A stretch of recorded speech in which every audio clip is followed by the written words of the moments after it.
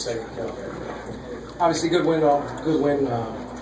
for Illinois, but they really forced the action in the second half and took control of the game.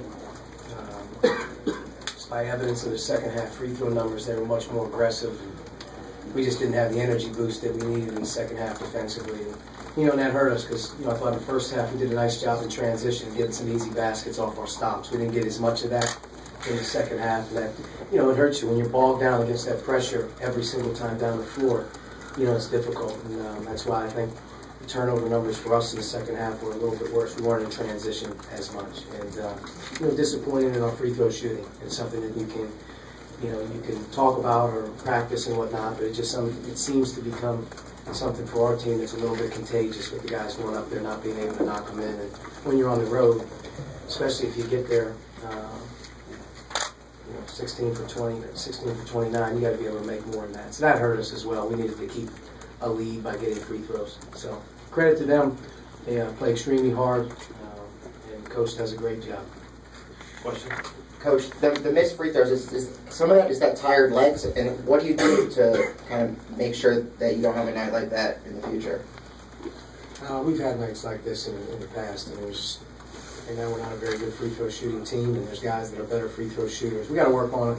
Like I said after the game, just some guys, if you're struggling from the line, you got to have some pride in your individual games. You got to get in the gym a little bit more. So we'll get in the gym a little bit more, and we'll keep working on it. Archie, over here. When you called the timeout at the end, when there was two, you didn't know if it was going to be 2 or 3. What was the design play? And then when it was 2, is that the play you ran? Or what were you looking for at the end? Well, it was 8 seconds on the clock, so on a made field goal, obviously we had a pressure release to get the ball up the floor. Probably were going to foul us because they fouled us to foul us to extend the game. So we were ready to probably see if we could spring a cutter off there and see if we could get the ball moving up the floor before they could foul for 3. On a missed shot, we didn't have a timeout, so we were on a full court push and on a normal break, and we were going to try and get as fast down the floor as we possibly could to the paint and see if we could get something early. And we had 2 looks. Devontae had Rob up the left sideline, probably on the first dribble with an advantage, and then Devontae made a really good look that Juwan, who was open. It's just the pass was really tough to handle. So I think if he'd have caught it, he may have knocked it in. It is what it is. One play doesn't define the game. There's a lot of other things that impacted the result, but we were prepared to have 2 things.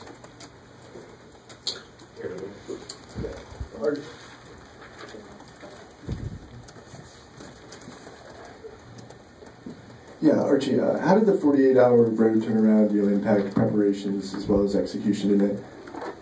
Well, I think the one unique thing is when you play Illinois, they're completely different than anyone else you play against. Their defense and offense is something that you don't see a lot. So it's tough on a prep, but they had the night game against Michigan State. Their ability to really worry about preparation, probably because the way they play defense maybe gives them a little advantage. But it's tough. You play 3 games in 6 days, 2 of them are on the road. I thought definitely I could look at some of our guys and our toughness on the ball and just some of our energy level defensively. We weren't as good. So, fatigue plays a role. But, you're on the road. You got to find a way. And, for us, I thought we did a nice job preparing for what we had to do, especially in the first half. I thought we executed on both sides pretty well. Second half, not so well. I guess, Archie, back here, sorry. Did you feel like the ball pressure in particular kind of got your guards out of sync in the second half? Was that fair? Their defense versus our guards? Or, yeah, their ball pressure. So. Yeah, I think their pressure was up. You try to keep it spaced as much as possible. I thought they played their ball screen defense a little bit different there later in the game, which kept us a little bit more stagnant. Without question, I thought, our guards weren't as good in the second half of handling it as much as we probably needed to. And, we had some easy ones we could have knocked in as well. Archie, I think Josh only played 12 minutes tonight. What were you seeing from him, maybe particularly in the second half that you didn't? It wasn't nothing that Josh didn't do. It was a lot. I thought Devontae, especially early, was the one guard on our team that was really getting other guys involved. He was getting off screens. He was getting the ball to the paint.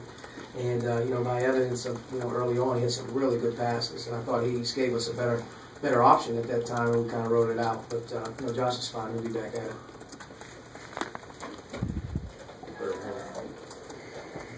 Archie, did you ask for a review of the clock when there was just 1/10 of a second left? No, I didn't ask for 1/10 of a second. The clock was, as I said, the clock was, the ball was kicked or whatever was point one. Anything else for Coach? Good. All right, thank you. Players downstairs.